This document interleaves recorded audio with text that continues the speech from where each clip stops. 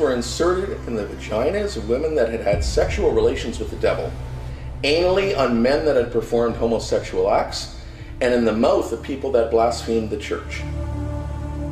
Throughout history, particularly in medieval Europe, women endured horrific punishments that still shock the mind today.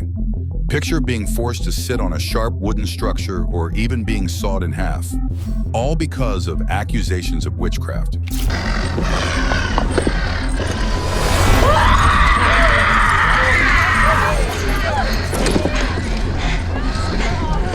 In this video, we'll explore some of the most terrifying and brutal punishments inflicted upon women during these dark times. Female circumcision.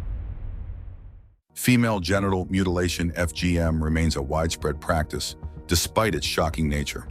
The World Health Organization estimates that over 200 million girls and women have undergone some form of FGM by age 15.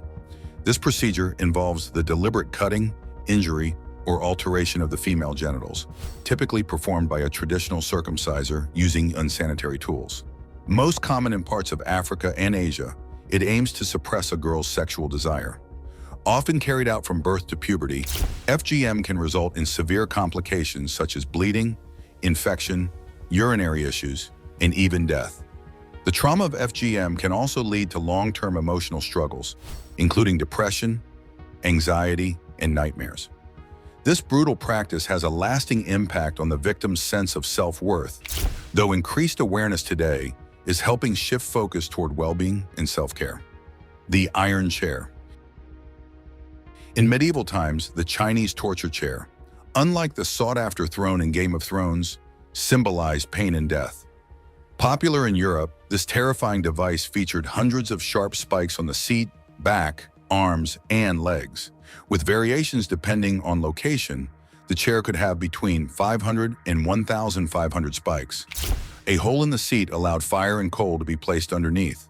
According to an 1891 newspaper, the device was designed to kill by pressure, with the victim seated and held in place by a front bar and a vertical bar, while ankle rings secured the legs.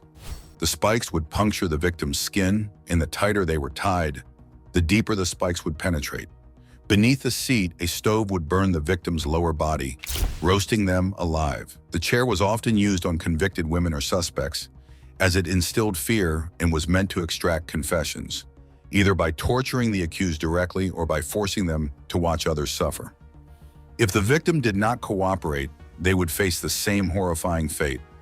The iron chair serves as a grim reminder of the cruelty of the past and how far society has come in terms of justice and human rights. Sawing a woman in half with a chainsaw. Imagine watching a carpenter saw through a piece of wood. Now picture a woman being hung upside down and sawed in half the same way.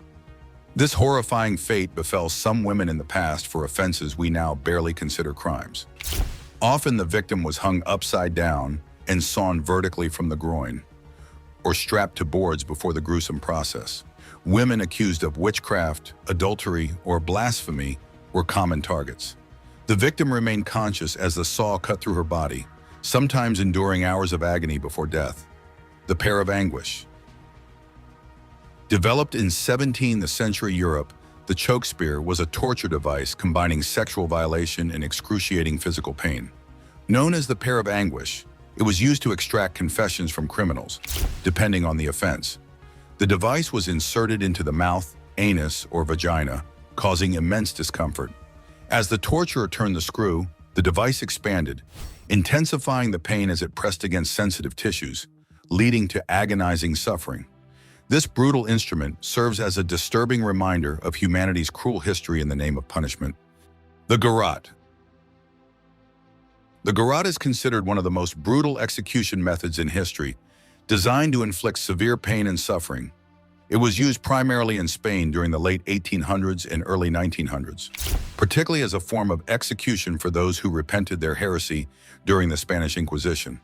Instead of being burned alive like unrepentant individuals, those who confessed were strangled with a sharp cord, offering a cruel but comparatively merciful death.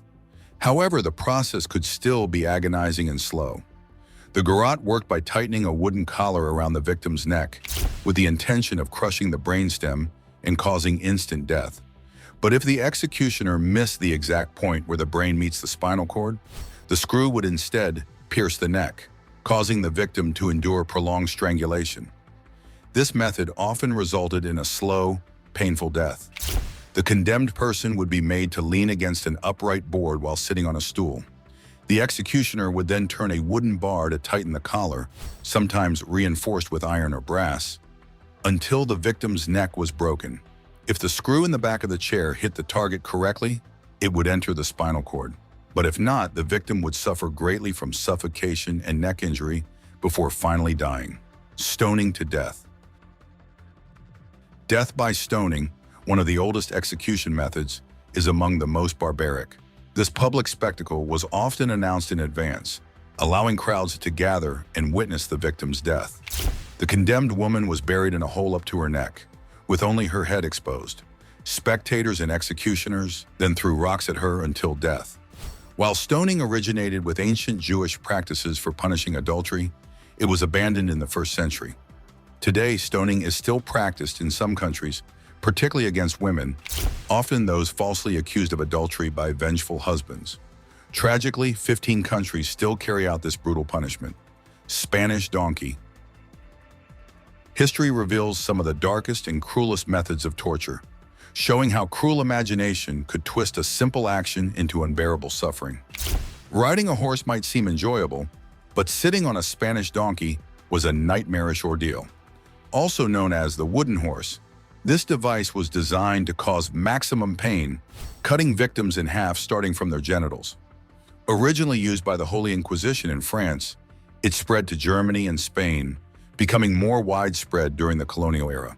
The wooden horse was constructed with sharp wooden ridges shaped like a horse's back, supported by 4 legs and wheels to allow movement.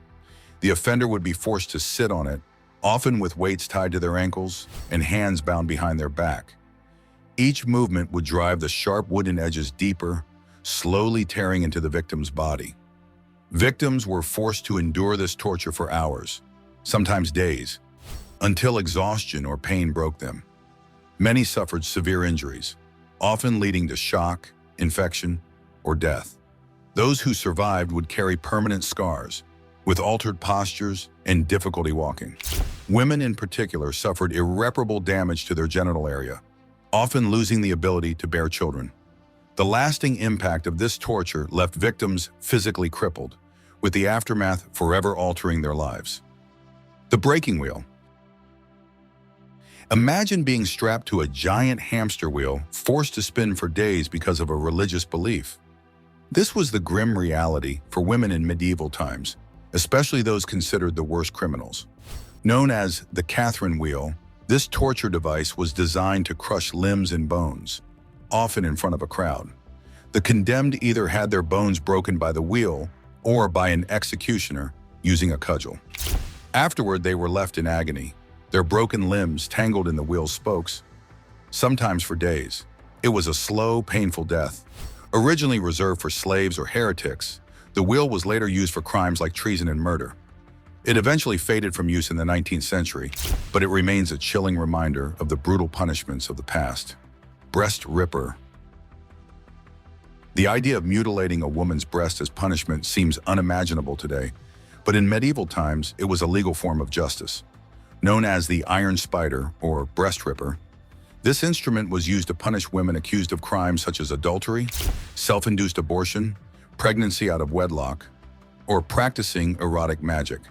The device featured 4 sharp claws that clamped over the victim's breast, and the torturer would slowly twist and pull, tearing the tissue away.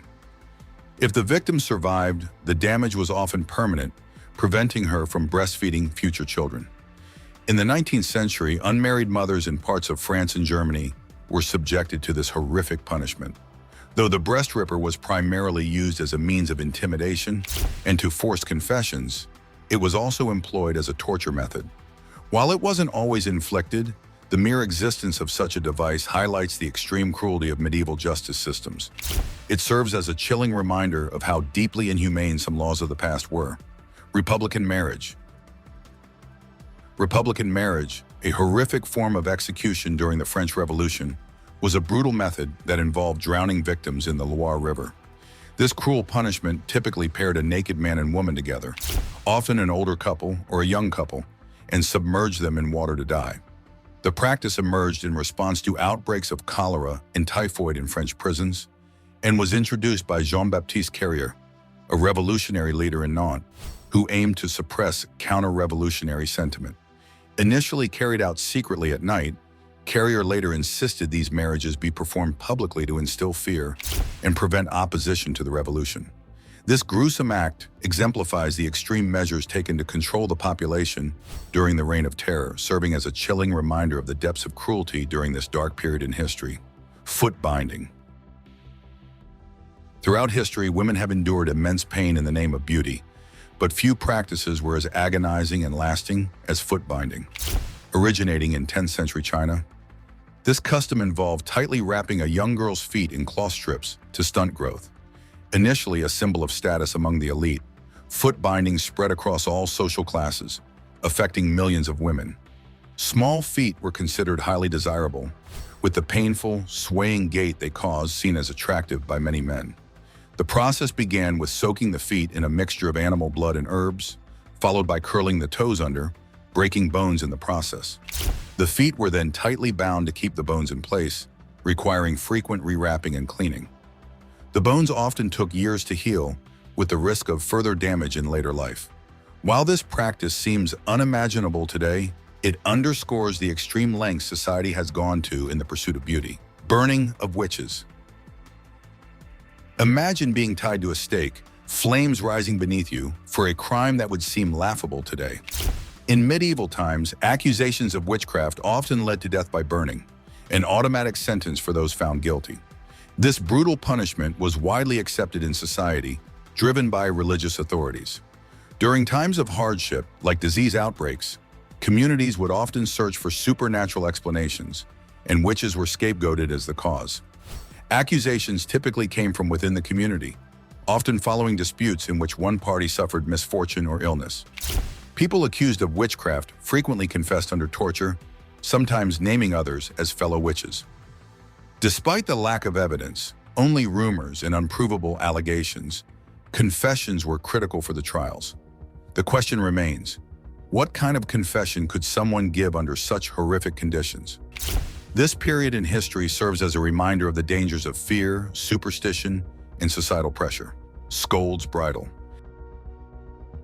In 16th and 17th century England and Scotland, the scold's bridle was used to punish women who were considered too loud, gossipy, or rebellious.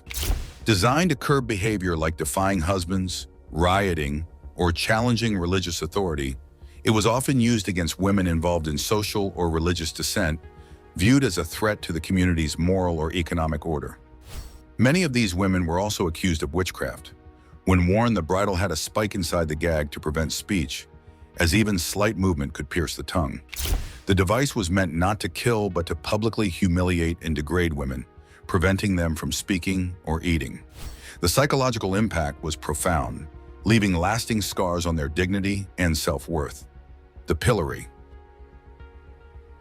The pillory, similar to the stocks, involved a person being restrained in a wooden frame, but unlike the stocks, it confined the head and arms.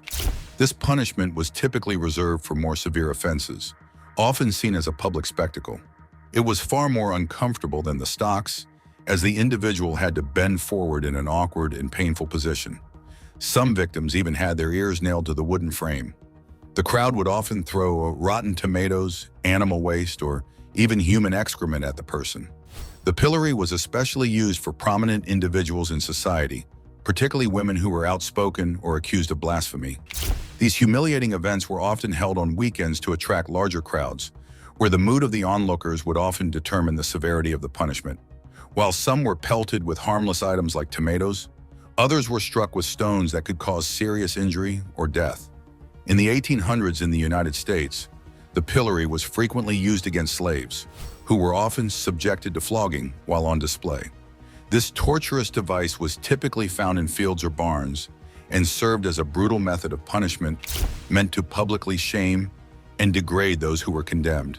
The Iron Maiden. Imagine being trapped inside a cold steel box, knowing there's no escape. The Iron Maiden, a medieval torture device, symbolized ultimate fear. Designed to bring a slow, agonizing death, this human-shaped box was lined with sharp spikes that would impale the victim when closed. The spikes were not long enough to kill instantly, but caused slow, painful bleeding. Despite its terrifying reputation, evidence of actual use is scarce, and the idea of it being commonly used on women is considered a myth. Still, the Iron Maiden remains a lasting symbol of horror. Facial disfigurement.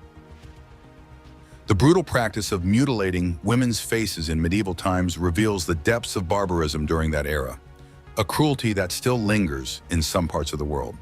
While men also suffered facial damage, women were particularly targeted due to the belief that their value was tied to their beauty. During the Central and Middle Ages in Europe, violence towards the body, especially facial disfigurement, became more prevalent.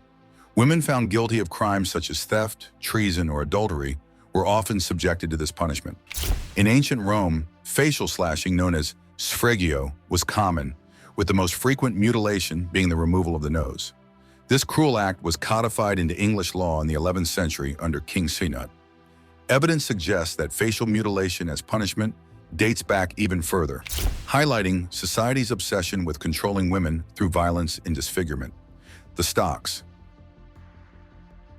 Imagine visiting the market on a Saturday and spotting your neighbor restrained by a plank at his feet in the market square, a large D for drunkard perched on his head. A crowd gathers, throwing tomatoes, adding to his humiliation. Stocks, devices made of wood or metal with footholes, were instruments of public embarrassment used as punishment until the early 19th century. They restrained offenders by securing their feet, forcing them to endure the jeers and mockery of the crowd, who often threw rotten vegetables at them. Stocks were placed in public areas, like marketplaces, to ensure maximum humiliation. Offenders were usually marked with a letter on their clothing to signify their crime. Adulterers with an A, blasphemers with a B, thieves with a T, and drunkards with a D. In some cases, these letters were even branded on the person's face. The widespread use of stocks in every town and village in England was partly due to the Statute of Labourers, enacted in 1351, which targeted unruly women, vagabonds, and drunkards. Those deemed troublesome or lazy were often confined to the stocks, with punishment varying depending on the severity of their offense. The ducking stool. The practice of policing and silencing women dates back much further than many realize. For centuries, women were subjected to cruel punishments simply for being themselves. One such punishment was ducking, a form of water torture, which took place from the mid-16th to the early 19th centuries in England. Countless women were punished for speaking out of turn, gossiping, or other perceived offenses. Ducking stools were wooden or iron chairs attached to a beam, allowing victims to be lowered and raised from the water.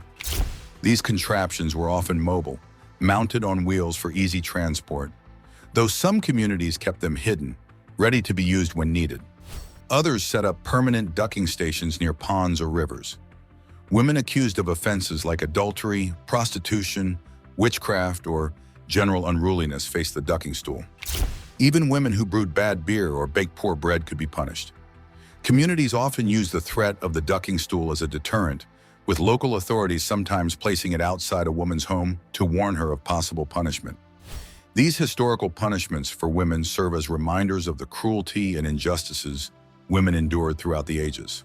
From the Spanish donkey to the ducking stool, each tale reflects the harsh and unimaginable suffering imposed in the name of social order, religious beliefs, and control. As we move forward, it's important to reflect on these dark chapters in history and learn from them.